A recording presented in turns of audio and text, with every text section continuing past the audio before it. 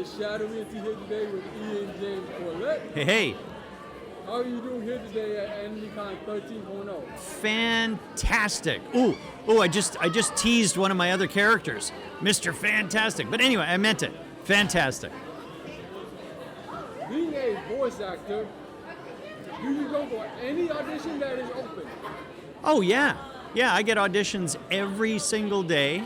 I am the definition of a working voice actor. So yeah, I audition. Well, can you tell us the troubles and challenges of being a voice actor? You must have a very, very thick skin because, as I mentioned, I audition every day. 95% of those roles I don't get. So it's, you can't have a thin skin and go, oh no one's hiring me, because then you get the ones that you get and everything's great. So it's like it's a whole lot of no's and enough yeses to make it worthwhile. Has there ever been a moment that a character was given to you and no audition was needed? Yes, and I wish I could. I remember. It was for the Sly Cooper movie that was never made. We only made a trailer for it, but that was one. There's been a handful of instances where I've just not had to audition for something. Another one was, well, this doesn't really count. The show that I created, Being Ian, which was a big animated series in Canada. I didn't audition for my own show, so I handed myself a role. When given a Japanese word or even name, how good are you at saying it and pronouncing it until you say it with no problem? I am terrible at that. We've done so many Japanese shows, and when there's places or people's names, it takes me forever. And usually, my trick is I don't want to look at the letters. I get the whoever's in charge. Just tell me how to say it. Is it Katsume or Katsume? And then I try to just remember the imitation of it. So yeah, the short answer is I'm terrible at it. With all the Japanese names and words given, do you know a little Japanese? No, I know, Ohayo gozaimasu. That's it. I think that means good morning or hello or something. As a voice actor, do you warm up your voice or train your voice before going into recording? Or no warm-up needed, you just go in and just start recording? A little bit of both. It depends on what the job is. If it's a commercial, I don't warm up for anything because it's just really natural voice. If I know it's going to be a video game, there's going to be some yelling and screaming, absolutely I warm up my voice because that's a surefire way to damage yourself. So warming up a voice can literally just like be singing in the car or humming.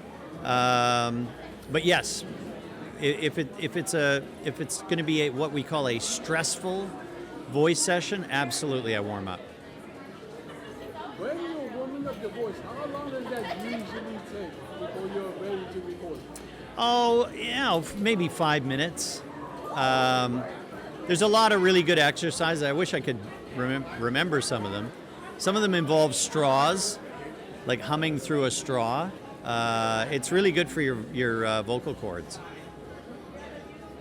As you said, in video games and anime, there's yelling, there's screaming, and as for Goku, there's battles and attacks and power-ups. Have you ever lost your voice or had trouble getting back to the same tone after you yell and scream? I've been close. I've never lost my voice. But if I'm not prepared, you can strain your voice. But I have a rule. I just don't push it that much because I have to work the next day, and you literally, this is my occupation. If I lose my voice, I'm done. So I'm very, very, very careful about that. what's your limit? At what point do you say I can't do this anymore today, or I gotta take a vacation from the screaming? Good question. These days, producers and directors are very, very conscious of that. In the old days, it was a little different. Like they would kind of whip you like a mule, and it's just, we've got all these lines to do. Let's just do them. So, for me, I would pace myself in those situations, and I would say, if there's yelling, I'm going to do it at the end, not during, because then you're messed up for whatever the rest of your lines. So today, usually the directors and producers do that automatically, and they're quite cognizant of there's going to be some yelling, so let's be careful. So I guess I don't know if I have an absolute like here's the limit, draw the line. I'm not doing any more after this, but I will sort of hint at that.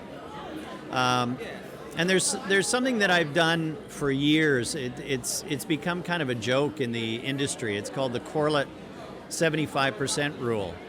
And I just, like, if it's yelling, I just simply won't yell at 100% because that will hurt you. It just will.